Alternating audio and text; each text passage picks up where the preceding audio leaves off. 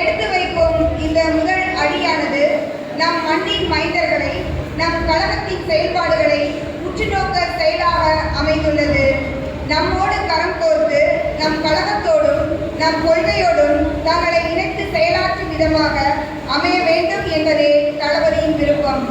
இன்னொரு தடவை சொல்றேன், நாம் எடுத்து வைக்கும் இந்த முதல் படியானது நம் மண்ணின் மைந்தர்களை, நமது கழகத்தின் செயல்பாடுகளை உற்றுநோக்க செய்யும் ஒரு பெரிய செயலாக உள்ளது. நம்மோடு கரம் கோர்த்து நமது கழகத்தோடும் கொள்கையோடும் தங்களை இணைத்து செயலாற்றும் விதமாக அமைய வேண்டும் என்பதே தளபதியின் விருப்பம். இதனை தூத்துக்குடி மாவட்ட தளபதியின் சகோதர சகோதரிகள் நம் படைபலத்தின் வாயிலாக மட்டுமல்லாமல் நற்பணியின் வாயிலாகவும் அனைவருக்கும் முன் உதாரணமாக செயல்பட வேண்டும். பண்பு மனித வாழ்விற்கு அவசியமான ஒன்று.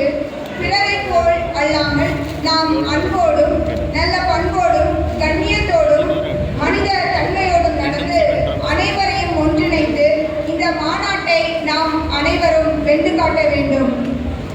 பண்பு என்பது மனித வாழ்விற்கு அவசியமான ஒன்று. பிறரை போல் நாம் அல்லாமல் நாம் அனைவரும் அன்போடும் நல்ல பண்போடும் கண்ணியத்தோடும் மனித தன்மையோடும் நடந்து அனைவரையும் ஒன்றிணைந்து இந்த மாநாட்டில் வென்று காட்ட வேண்டும்.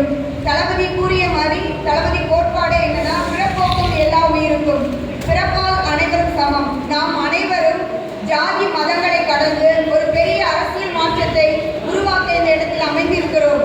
அதனால நீங்க ஒவ்வொருவரும் எங்களோடு இணைந்து நமக்கு இருக்கிற வேறுபாடுகளை கலைந்து நாம் ஒன்றிணைந்து இந்த மாநாட்டை வெகு சிறப்பாக நாம் நடத்தி தர தளபதியாருக்கு நாம் ஒவ்வொருவரும் கடமைப்பட்டிருக்கிறோம். உலகம் திரும்பி பார்க்கும் அளவிற்கு இந்த மாநாடு தொண்டர்களின் ஆதரவு வான்விளக்க செய்ய போவது உறுதி.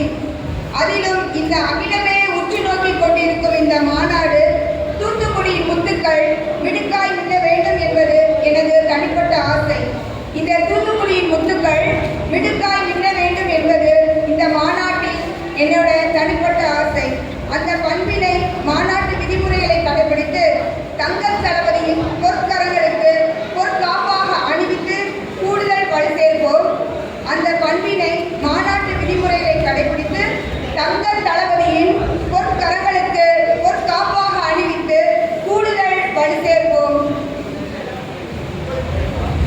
எல்லாரும் நம்ம சொன்ன மாதிரி தான் தங்கள் தளபதியின் பொற்கரங்களை நாம் பொற்காப்புகளாக அமைத்து தளபதியாரின் இந்த மாநாட்டில் பெரும் பங்கு வகிக்க வேண்டும் உங்கள் ஒவ்வொருவரின் கடமையாகவும் என்னுடைய கடமையாகவும் உள்ளது.